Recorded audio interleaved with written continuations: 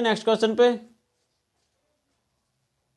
प्रश्नावली 9.1 एक question number 2। आंधी आने से एक पेड़ टूट जाता है।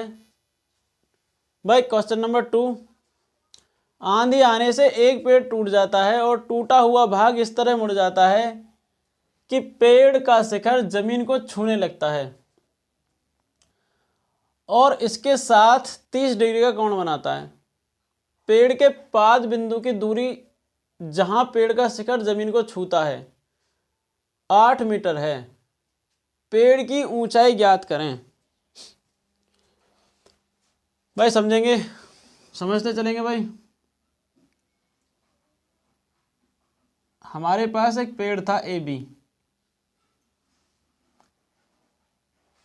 भैया आंधी आई और उसको यहां से तोड़ दिया।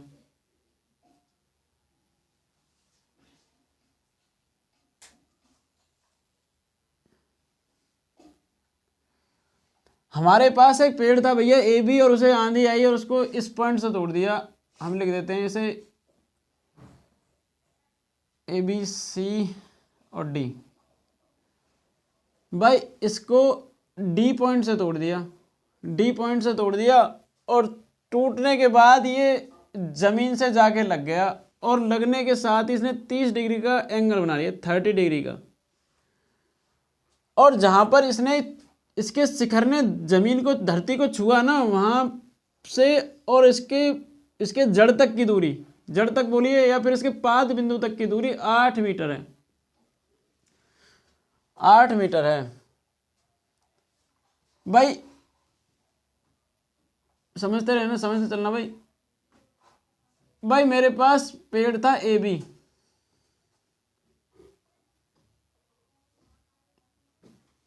भाई ये टूट गया और टूटने के बाद इसके दो पार्ट हो गए। एक तो हो गया भैया इसका बी डी और एक हो गया इसका सी डी। भाई इसके दो पार्ट हो गए, बी डी और डी सी, या डी सी या सी डी, दो पार्ट हो गए इसके। भाई मेरा जो पेड़ है ए बी, वो ये दो पार्ट हो गए उसके टूट के। अब मैंने मान लिया भाई, माना पेड़ ए बी की ऊंचाई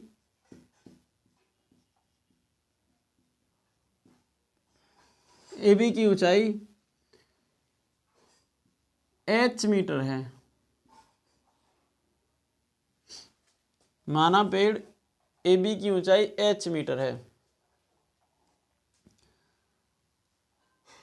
अब भाई ट्रायंगल लेते हैं, ट्रायंगल लेते हैं भैया, एक ये ले लेते हैं बी डी बी सी में, या सॉरी बी सी डी में, ट्रायंगल बी सी डी में जो एंगल लेते हैं भाई उसे बीच में लेते हैं, बी सी डी में। भाई समझते चलना, समझते चलना भाई। मुझे ये फाइंड करनी है ये, तो आपको मैंने बता दिया एल ए एल अपॉन के ए। भाई यहाँ पे साइन होता है, यहाँ पे कॉस, यहाँ पे टेन, यहाँ पे कॉट, यहाँ पे सेक और यहाँ पे कोसेक। भाई हमें बस इसको ही ध्यान में रखना है। भाई हमको गिवन है, बेस गिवन है और हमको परपेंडिकुलर इसमें निकालना है। बेस हमको गिवन है और परपेंडिकुलर हमको निकालना है। तो हमको ऐसा ही रेशो लेना है इसमें से कि जिसमें ये दोनों वैल्यू आती हों। तो ये वैल्यू आती है हमारी 10 में। भाई बच्चे समझते चलेंगे, 10 में हमारी ये वैल्यू आती है लंब और आधार, यानी परपेंडिकुलर अपॉन बेस। तो मैंने टेन थीटा ले लिया, यानी A L upon A L लंब अपॉन आधार या perpendicular upon base. Tan theta की वैल्यू होती है, टेन थीटा की वैल्यू इसने गिवन की है हमें 30 डिग्री। और पी की वैल्यू कितनी है हमारी भैया, ये है हमारी, इसके हिसाब से लेंगे B D. B D upon base की वैल्यू है हमारे पास 8 मीटर। टेन 30 की वैल्यू होती है भाई 1/√3 और बी डी अपॉन 8। तो हमारा बी डी कितना हो गया भाई बताओ। बी डी हो गया हमारा भाई, बी डी हो गया 8 को इधर ले जाएंगे तो 8/√3 हो गया बी डी। भाई हमको ये बी डी पता लग गया, ये हो गया हमारा 8/√3 बी डी। अब हमको सी डी निकालना है भाई, तो फिर ट्रायंगल लेते हैं भाई। अब की बार हमको निकालना सी डी, ध्यान रखना बच्चे, सी डी निकालना अब की बार, C D, C D, C D. इसका मतलब देखो हमको अब की बार इसमें बेस गिवन है और हमसे ये पूछा भाई, तो ट्रायंगल लेते हैं भाई। कितना लें, बी सी डी में, ट्रायंगल बी, भाई ट्रायंगल बी सी डी में भाई, समझते चलेंगे भाई बी सी डी में।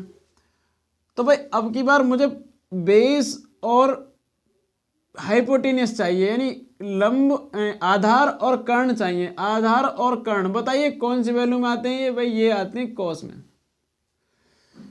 तो थीटा में लेंगे कॉस इक्वल टू A/K, यानी आधार यानी बेस अपॉन हाइपोटेनियस। भाई कॉस थीटा की वैल्यू होती है 30 degree, 30 degree. Cos 30 degree base होता है भैया इसका 8, और हाइपोटेनियस क्या है हमारा, C D. C D cos 30 की वैल्यू होती है भाई हमारी √3/2, 8/CD। भाई समझते चलेंगे, देखो सी डी को इधर ले जाऊंगा, इसको इधर लेके जाता हूँ। सी डी इक्वल टू हो गया भाई, कितना हो गया, 8 × 2/√3। तो सी डी इक्वल टू हो गया भाई हमारा 16/√3। भाई अब हमको सी डी भी पता है और हमको बी डी भी पता है, और हमारे पेड़ है हमारा एच। तो भाई मैं इक्वेशन इसे फर्स्ट मानता हूं, समीकरण फर्स्ट से। देखो भाई हमारा समीकरण है ए बी इक्वल टू हो गया हमारा, यानी A B equal to, A B हमारा पेड़ है, यानी हम इसे एच भी लिख सकते हैं भाई। और ये है हमारा बी डी है हमारा 8/√3 + 16/√3। भाई √3 आ गया कॉमन, नीचे से एलसीएम आ गया, तो 8 + 16, तो h इक्वल टू, भाई मैं ए बी को h लिख सकता हूँ ना, ए बी को मैं h भी लिख सकता हूँ, ए बी मैंने h मान रखा है। तो 8 से 24, 24/√3, 16 और 8 24। भाई ऊपर नीचे मल्टीप्लाई कर देंगे √3 से, तो भाई ऊपर हो गया 24/√3 अपॉन, देखो अंडर से अंडर कट गया, 3 बचा, 8 दिया 24, 8/√3। h इक्वल टू हो गया हमारा 8/√3। भाई मीटर में लिखेंगे भाई, ये हो गया इसका आंसर। भाई नेक्स्ट क्वेश्चन इस प्रकार है भाई, एक ठेकेदार बच्चों के खेलने के लिए एक पार्क में 2 फिसलन पट्टी लगाना चाहता है 5 वर्ष से कम उम्र के बच्चों के लिए। उसने कहा कि भाई जो 5 वर्ष से कम उम्र के बच्चे हैं, जो 5 साल से जो छोटे बच्चे हैं उनके लिए, 5 वर्ष से छोटे जो बच्चे हैं, 5 वर्ष से कम उम्र के बच्चों के लिए वह एक ऐसी फिसलन पट्टी लगाना चाहता है जिसका शिखर 1.5 1.5 मीटर की ऊंचाई पर हो और भूमि के साथ 30 डिग्री के कोण पर झुका हुआ हो। भाई उसने कहा कि जो छोटे बच्चे हैं भाई उनके लिए हम एक फिसलन पट्टी लगाना चाहते हैं। फिसलन देखा है आपने, वो जो बच्चे जिस पर तैरते हैं ऊपर, एक फिसलन पट्टी लगाना चाहता है। और जो छोटे बच्चे हैं, जो 5 साल से कम के बच्चे हैं भैया, 5 साल तक के से कम उम्र के बच्चे हैं, उनके लिए वो उसकी ऊंचाई 1.5 मीटर रखना चाहता है। भाई उसने कहा कि भैया 1.5 मीटर रखना है इसकी ऊंचाई, और इसका झुकाव 30 डिग्री रखना, 30 डिग्री रखना भाई। ए बी सी, देखो राइट ट्रायंगल बन गया ना, भूमि के साथ 30 पर झुकाओ, जबकि उससे अधिक उम्र के बच्चों के लिए वह 3 मीटर की ऊंचाई पर। देखो भाई अगर उससे बड़े बच्चे, उसने कहा कि अगर उससे बड़े बच्चे हैं 5 वर्ष से कम बड़े बच्चों के लिए, 5 वर्ष से बड़े बच्चों के लिए वह फिसलन पट्टी लगाना चाहता है, और वो कहता है कि भाई उसकी ऊंचाई हाईएस्ट, उसकी ऊंचाई होनी चाहिए 3 मीटर होनी चाहिए, 2 गुना हो गई। 3 मीटर है ना भाई, बच्चों के लिए 3 मीटर, 3 मीटर और 1.5 मीटर, 3 मीटर। और एंगल होना चाहिए 60 डिग्री भाई, वो ज़्यादा स्पीड से आएंगे सरकते हुए। इसका रख दिया ए डैश, बी डैश और सी डैश। वो कह रहा है कि प्रत्येक स्थिति में, इस स्थिति में भी और इस स्थिति में भी ढाल की लंबाई ज्ञात कीजिए भाई, फिसलन पट्टी की लंबाई, फिसलन पट्टी जो है ये फिसलन पट्टी की लंबाई ज्ञात कीजिए। तो चलिए भाई चलते हैं। ट्रायंगल ए बी सी में, ए बी बी सी ए में, सॉरी बी सी ए में भाई एंगल लेना है ये बी सी ए में, समझते रहे ना भाई।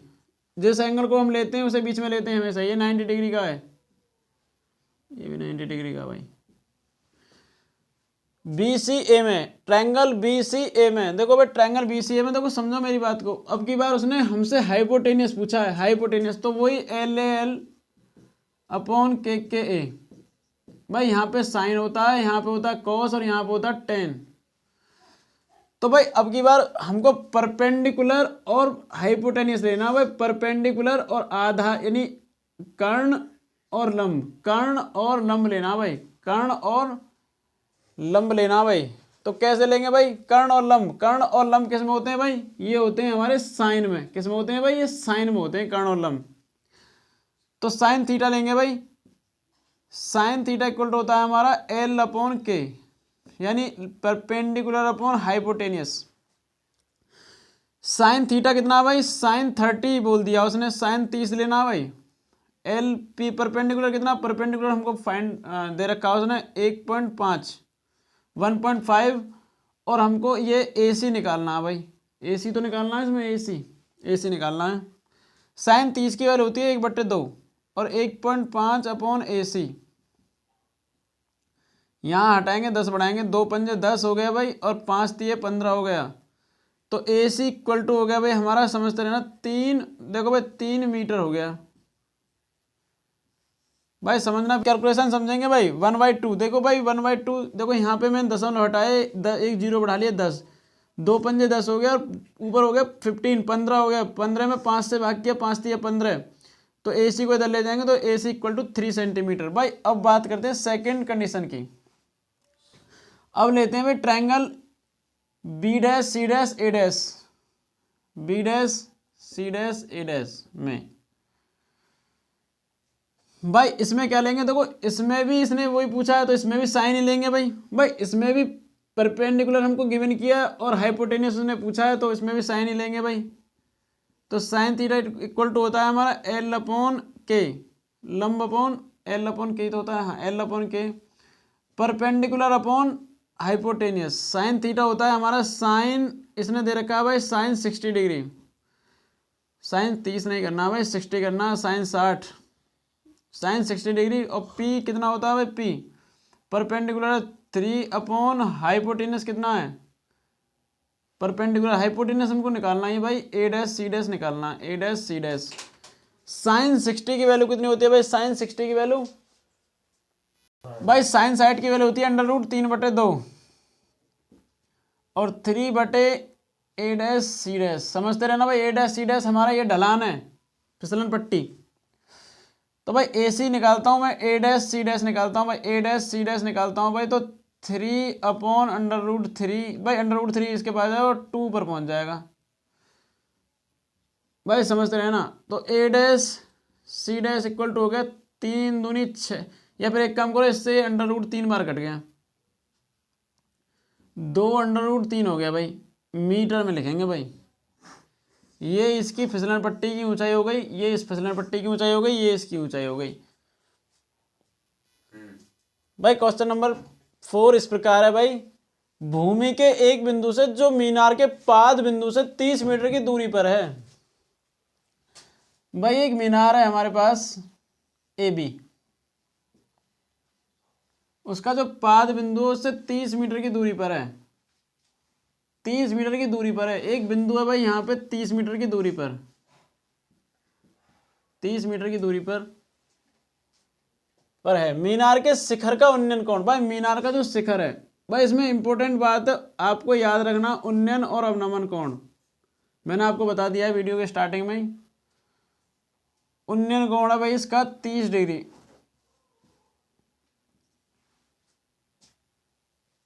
मीनार है 30 डिग्री है। मीनार की ऊंचाई ज्ञात कीजिए भाई, मीनार की ऊंचाई उसने पूछा है, मीनार की ये वैल्यू फाइंड कीजिए। ये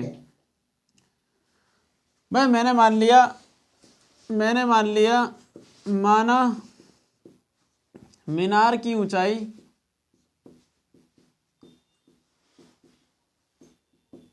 h मीटर है भाई।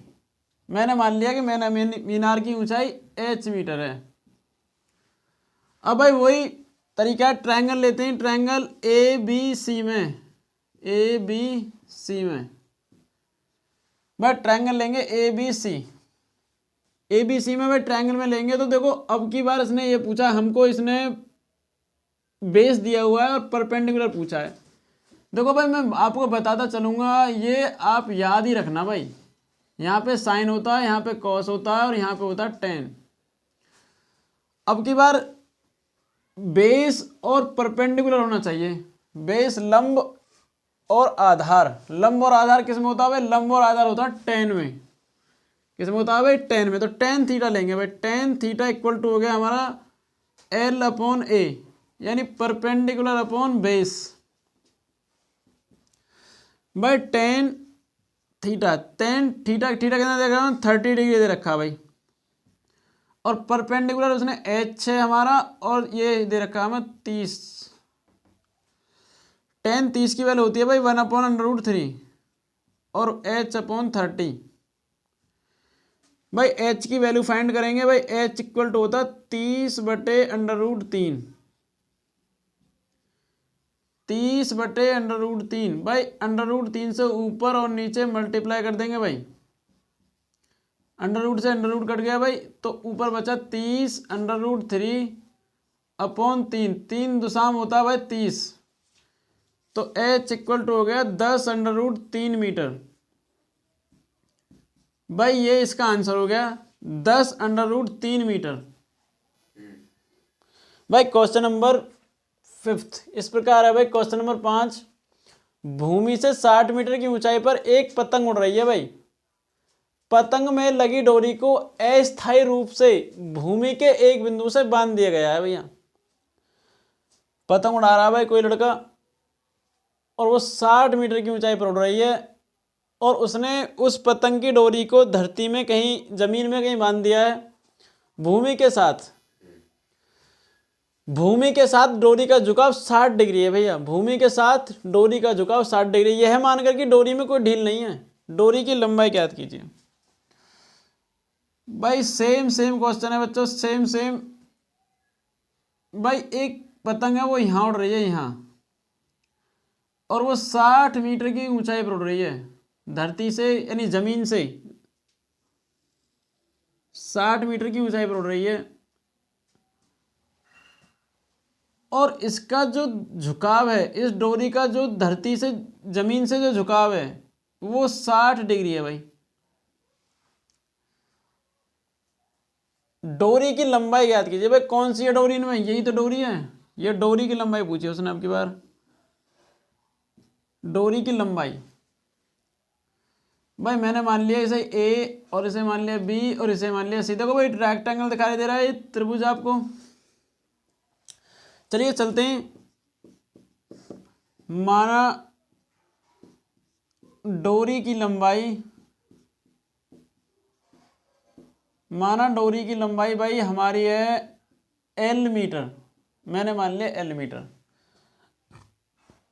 है भाई डोरी की लंबाई। अब ट्रायंगल लेते हैं, ट्रायंगल ABC में।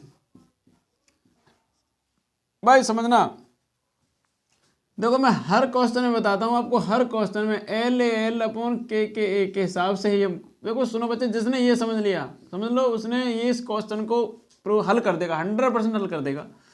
यहाँ पे साइन, यहाँ पे कॉस, यहाँ पे टेन। अब की बार मुझे परपेंडिकुलर लंब और कर्ण लेने भाई, लंब और कर्ण। बताइए कौन सा रेशो लेंगे, लंब और कर्ण? तो हम लेंगे साइन थीटा। भाई साइन लेंगे ना, लंब और कर्ण साइन में होते हैं।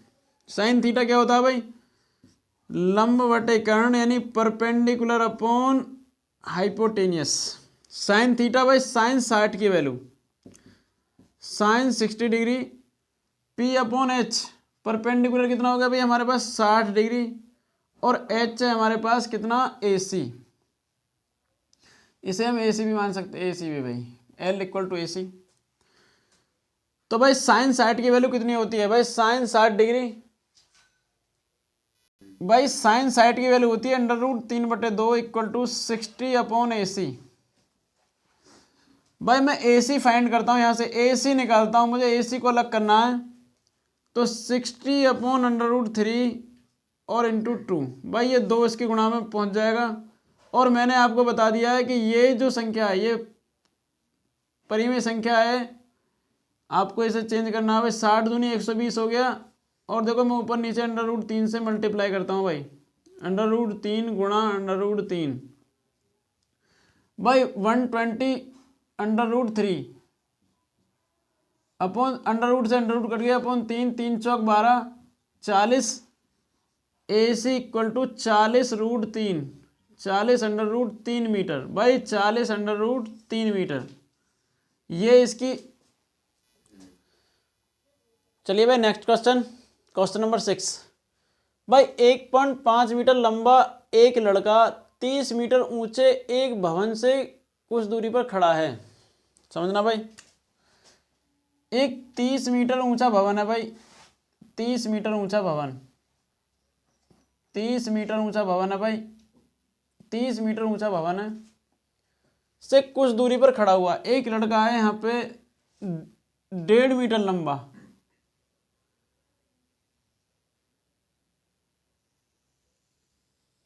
एक लड़का है 1.5 मीटर लंबा यानी 1.5 मीटर लंबा लड़का है, ऊंचे भवन की ओर जाता है, खड़ा है। जब वह ऊंचे भवन की ओर जाता है तब उसकी आंख से भवन के शिखर का उन्नयन कोण 30 डिग्री होता है। भाई देखो सुनिए, जब ये यहाँ खड़ा हुआ है तो भवन के शिखर का उन्नयन कोण होता है भाई 30 डिग्री, भवन के शिखर का उन्नयन कोण होता है 30 डिग्री। भाई समझते चलेंगे, बहुत अच्छा क्वेश्चन, डरना नहीं है क्वेश्चन से।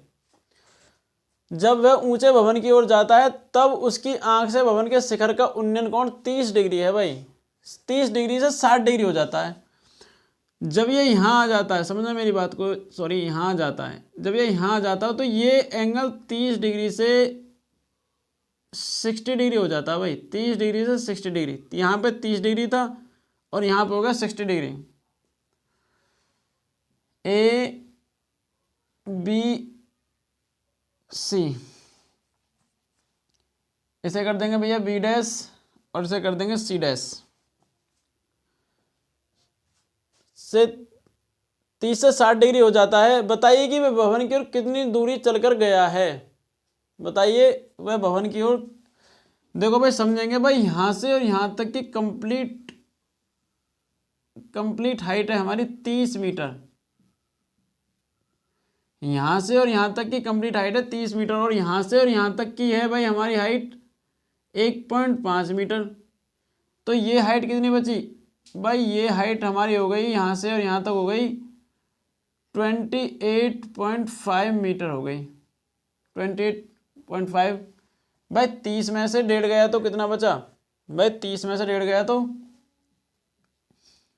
30 में से 1.5 गया तो कितना बचा, 28.5 बचा ना, 28.5। तो बच्चे समझते चलेंगे भाई।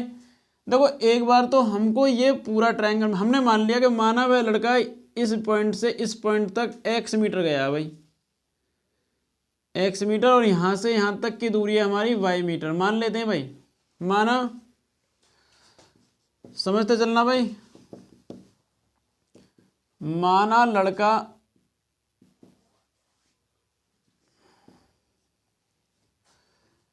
लड़के द्वारा चली गई दूरी इक्वल टू x है भाई, चली गई दूरी x है।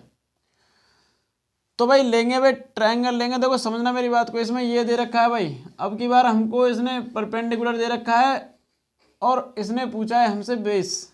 समझना मेरी बात को, बेस पूछा है तो ट्रायंगल ले लेंगे भाई ए बी डैश और यहाँ पर कर दो भैया डी, डी कर दें, triangle A B dash D में। तो भाई इसमें लेंगे क्या लेंगे भाई, देखो समझो मेरी बात को, यहाँ पे एल ए एल अपॉन के ए, भाई यहाँ पे साइन होता है और यहाँ पे कॉस होता है और यहाँ पे होता है टेन। अब की बार हमको लेना है भाई लंब और आधार, लंब और आधार, तो क्या लेंगे भाई टेन थीटा लेंगे। टेन थीटा इक्वल टू हो गया हमारा, टेन थीटा होता है हमारा लंब बटे आधार यानी perpendicular upon base. Tan theta, भाई समझो मेरी बात को, मैंने ये ट्रायंगल लिया बस ये वाला, तो इसमें टेन थीटा हो गया 60 डिग्री और परपेंडिकुलर हो गया इसमें कितना 28.5 28.5 और बेस हो गया हमारा y। और टेन 60 की वैल्यू होती है कितनी होती है भाई, टेन 60 की वैल्यू होती है √3, तो 28.5 अपॉन वाई, तो y इक्वल टू करेंगे भाई कितना हो जाएगा 28.5 अपॉन √3। भाई ये y की वैल्यू आ गई। भाई y की वैल्यू की हमें ज़रूरत पड़ेगी, कैसे, नेक्स्ट ट्रायंगल लेते हैं मैं, नेक्स्ट पूरा triangle A dash A B dash और सी डैश में। अब की बार ये पूरा ट्रायंगल है भाई, पूरा ट्रायंगल है, पूरा लेंगे भाई। तो पूरे में देखो सुनो, इसने हमें क्या दिया हुआ है, परपेंडिकुलर दिया हुआ है और बेस हमसे पूछा है, तो क्या लेंगे भाई टेन थीटा लेंगे भाई। टेन थीटा इक्वल तो क्या होता है हमारा एल अपॉन ए, लंब अपॉन आधार यानी परपेंडिकुलर अपॉन बेस, समझते चलेंगे भाई। टेन थीटा कितना आपकी बात, टेन 30, भाई समझते चलेंगे, टेन 30 इक्वल टू परपेंडिकुलर हो गया हमारा कितना भाई 28.5, भाई परपेंडिकुलर तो सबके लिए बराबर है ना, और बेस हो गया हमारा एक्स प्लस वाई। अब की बात टोटल हो गया ना एक्स प्लस वाई, भाई समझते चलेंगे। टेन 30 की वैल्यू होती है 1/√3 equal to 28.5 upon X plus Y, भाई समझते चलेंगे। एक्स प्लस वाई की मल्टीप्लाई इधर हो जाएगी, X plus Y equal to 28.5 into √3, भाई ये हो गई। अब इसमें y की वैल्यू पुट कर देंगे भाई, तो y को इधर ले जाइए, x इक्वल टू हो गया हमारा 28.5 √3 - y, तो x इक्वल टू 28.5 √3 y की वैल्यू कितनी होगी भाई 28.5 अपॉन √3, तो x इक्वल टू कितना होगा भाई 28.5 यहाँ भी है और 28.5 यहाँ भी है, तो कॉमन ले लो, 28.5 कॉमन ले लिया, तो यहाँ बचा √3 -1 अपॉन √3। भाई थोड़ा सा इधर करूँगा, x इक्वल टू समझते रहना 28.5 और देखो यहाँ पे एलसीएम ले लिया हमने √3 बन 3 हो जाएगा -1, x इक्वल टू 28.5, 3 में से एक गया तो 2 अपॉन √3, भाई समझते चलेंगे, तो ये हो जाएगा 28.5 में 2 से मल्टीप्लाई करो भाई, 28.5 में 2 पंजे 10 की 0 हासिल लगा, 1 2 8 16 और 1 17 का 7 2 2 4 और 1 5 57 हो गया भैया, 70 अपॉन √3। देखो ऊपर √3 से मल्टीप्लाई कर देंगे और नीचे भी अंडर से अंडर कट गया, तो x इक्वल टू हो गया भैया 57 √3 अपॉन 3, 3 बन जा 3, कितना बचा भाई, कट रहा है क्या, 3 बन जा 3, 2 बचा, हाँ कट रहा है भाई, 3 बन जा 3 बचा दो, 3 नाम 27, तो ये हो गया 19 √3, x इक्वल टू हो गया भैया 19 √3, ये इसका आंसर हो गया भाई।